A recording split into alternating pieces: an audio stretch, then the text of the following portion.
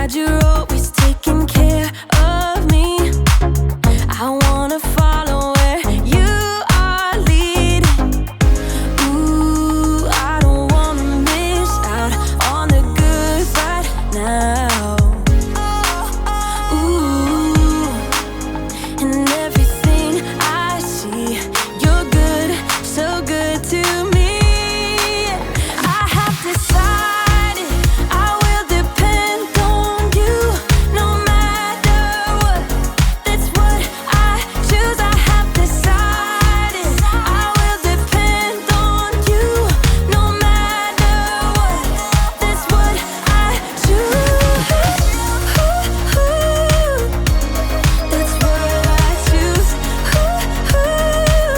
I am content in you.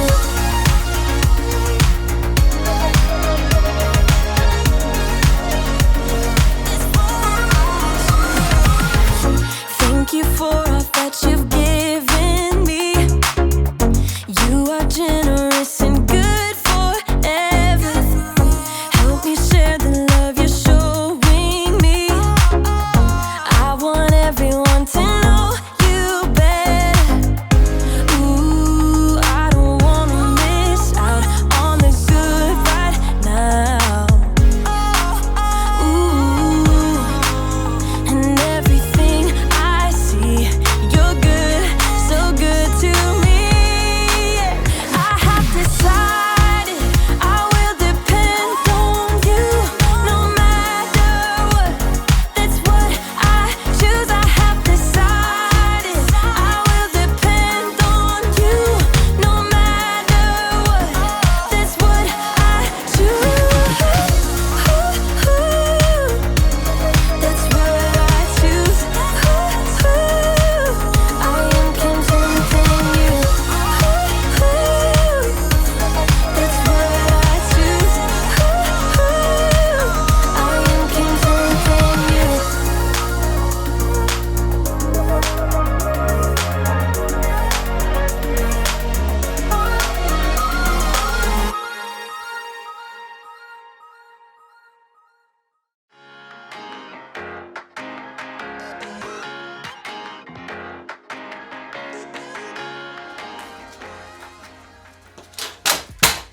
It's not looking good, everybody. It's not looking good. Sorry. I'm Erica, and I'm distraught. I just left the bike repair shop. I had to ride my scooter to get here. My bike! My favorite bike! My newly renovated classic, the beautiful bike!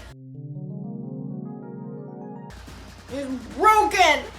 There's a chance it could be repaired, but there's also a chance my bicycle has seen her last ride. It's not looking good, guys. I apologize. I'm not very good today at showing contentment. Contentment is learning to be okay with what you have.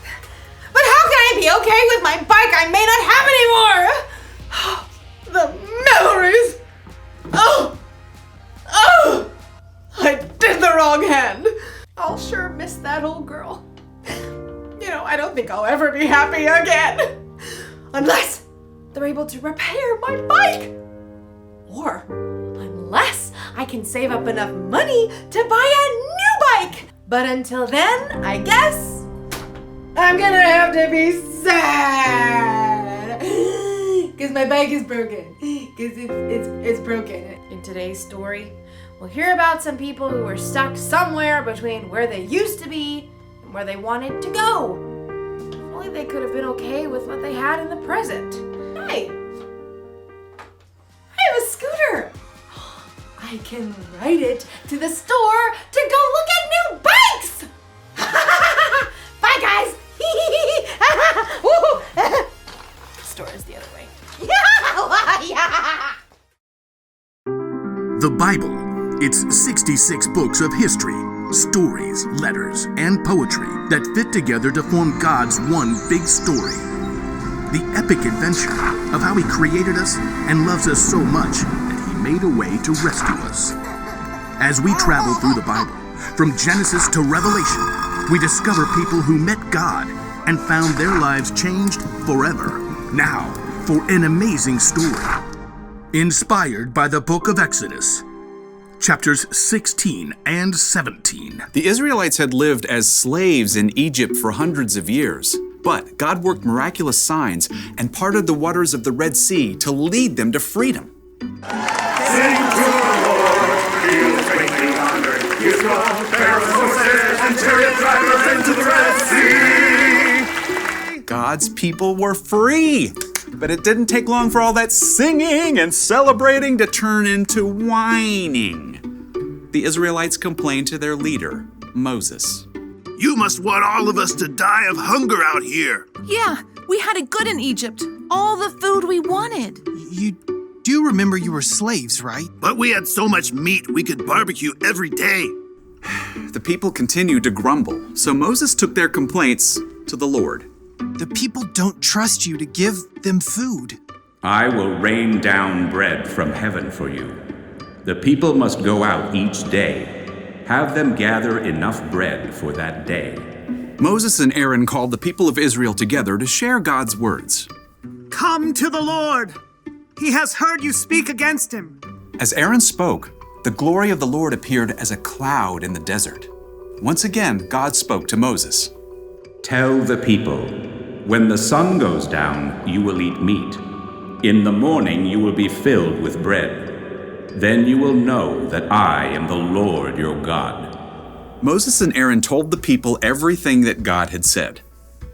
In the evening, you will know that the Lord brought you out of Egypt, and in the morning you will see the glory of the Lord. He will give you meat to eat in the evening. He'll give you all the bread you want in the morning. Ha! Seeing is believing. Then you should probably look over there. Whoa.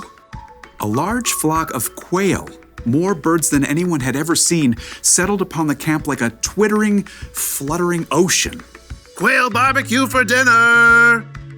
That evening, everybody in the camp ate their fill, and in the morning, heavy dew settled on the ground, and as it dried, it left something behind. What's this? Looks like snow.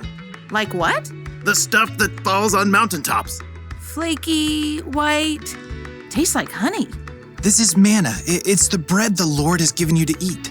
Gather only as much as you need for the day. What about tomorrow? Don't keep any of it until morning. God will give us what we need then. The Israelites gathered up the manna, sharing until each family had enough. Manna cakes, manna pudding, manna tostadas. Manna and quail pizza. Some people disobeyed God and tried to keep leftovers until the next day. Ew.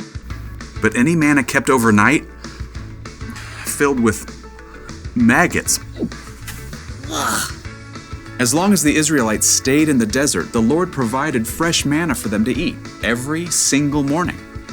Time to move camp. The Israelites soon moved to their next camp in Rephidim, and although manna was plentiful, fresh water was not. Seriously? I am so parched. Even though God had worked miracle upon miracle and provided food from nowhere, the Israelites still panicked. They turned on Moses once again. Give us water to drink right now. Why are you arguing with me? Don't you trust the Lord? Why did you lead us out of Egypt? At least we had water there. Now we're all going to die of thirst. The Israelites were so angry, they actually picked up stones to throw at Moses. Frustrated, Moses cried out to the Lord. What am I going to do with these people? They're ready to kill me. Go out in front of the people. Take the walking stick you used when you struck the Nile River. I will stand there in front of you by the rock at Mount Horeb. Hit the rock, then water will come out of it. Thank you, Lord. Moses called the leaders and the people of Israel together. Come up with me to the rock at Mount Horeb. The huge rock overshadowed Moses as he walked beneath it, walking stick held high. Now see what God will do. Moses struck the rock. Immediately, God caused cold, clear water to gush from the rock, forming a rushing stream below. Not bad. Yeah, I guess it beats Egypt. For now. Over and over, God showed that He would care for His people, but still the Israelites were tempted to long for what they had before, in spite of their newfound freedom.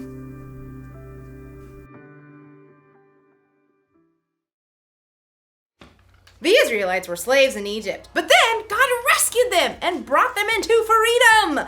You'd think they would be overjoyed, but instead, they whined and complained about what they didn't have. Now, it's easy for us to look back at the Israelites and think, how could they act that way? Didn't they realize what God had done for them? But the truth is, we can sometimes whine and complain when we don't immediately get what we want. Sometimes we look backwards, like when we start a new school year. My teacher last year didn't give us much homework. Sometimes we look to the future, like when we're waiting for something exciting. I want Christmas to be here right now! We spend all this time looking backward and forward that we completely forget to look at what we have right now. For instance, right now, I may not have a bicycle, but I do have a scooter. What about you? Think about it. Don't think about what you don't have. Think of what you do have. It could be a favorite toy or a favorite thing to wear. Could be friends. Could be a place to sleep at night. Could be family. What do you have right now? I can tell you one thing you have, no matter who you are. You have a God who loves you so much that He sent His Son Jesus to die for you. And that will always be true. Here's the one thing to remember today. Don't miss out on what you have right now. Right now, I have a good attitude. I've got strength and energy. And I've got a scooter to ride around on. I'm so content. I'll see ya.